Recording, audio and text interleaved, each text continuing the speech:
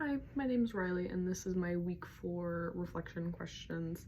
So the first one being about behavior change, listing the 5 stages of behavior changes. So the first one is the pre-contemplation stage. This one, if you recognize that you're in this stage, you start to learn the risks about the behavior that you've been doing, and you maybe start asking some questions in regard to your life choices, but you don't actually do anything to make a change or anything like that, but you're just kind of starting to question a little bit about, am I doing, like, what are the consequences of what I'm doing? This applied to me when I was thinking about signing up for a PAW class last semester, thinking about getting more active, but not fully following through with it or knowing exactly what I wanted to do, but just kind of, it started to be on my mind.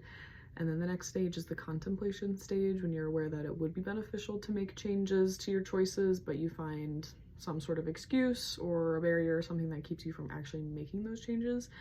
I think this is the stage where most people are currently at with their lives, and with a lot of things, and I was this way for a long time when it came to running. I knew that I wanted to get better at running and that my cardiovascular health wasn't the greatest, and that I wanted to build up my stamina and my endurance, but never actually doing anything about it.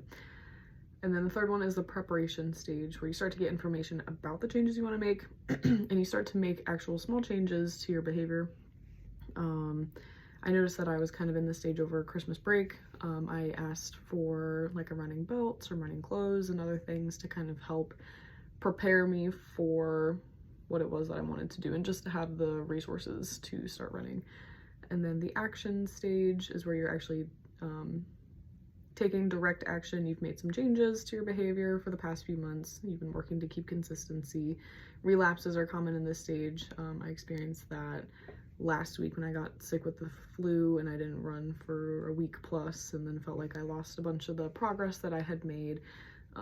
And so that was hard, kind of getting back to where I was before. And then the last stage being the maintenance stage, where you've passed the 6-month mark of the behavior change.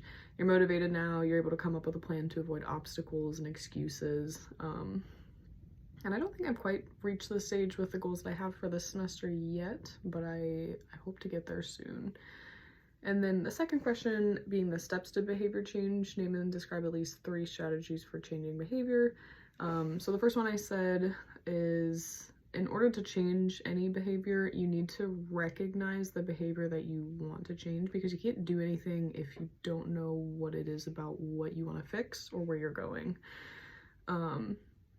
So I kind of experienced this when I realized I wanted to better my cardiovascular health and started wanting to do more aerobic exercises to help build, again, stamina and endurance.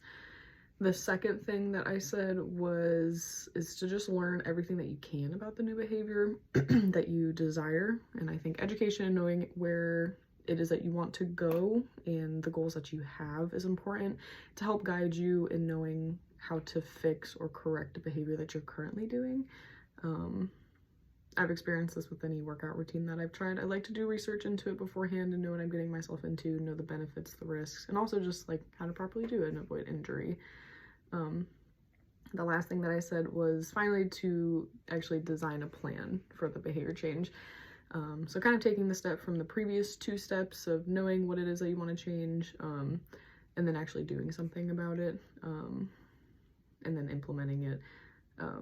And I've done this for the past few weeks of just kind of how I want to plan my workout classes to get the most out of it that I can through the week, and just figuring out, okay, like for this semester, what days am I free and I can go to a workout class at this time, or walk or run, or what days am I too busy and I can't do any of those that day.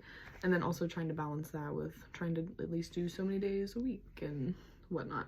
And then the third question was how the physical activity, nutrition, mood, sleep quality were all connected this week.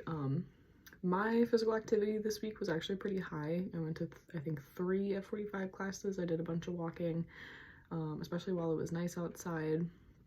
And I think because of that, my nutrition this week was also pretty good.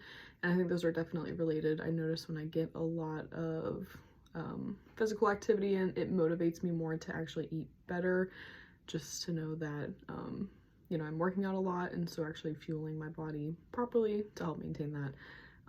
My sleep was also pretty good, and I find that when I do evening workout classes, that helps me sleep better at night. So when I can, I like to do the evening workout classes. It doesn't always work out, but it's nice when it does. And then my mood was also pretty good. I marked that I had a little bit more of an anxious day on Wednesday, but that's just because of class that I had. So it wasn't the full day, it was just kind of in regards to that one class. But yeah, overall, everything was pretty good. And I will see you next week.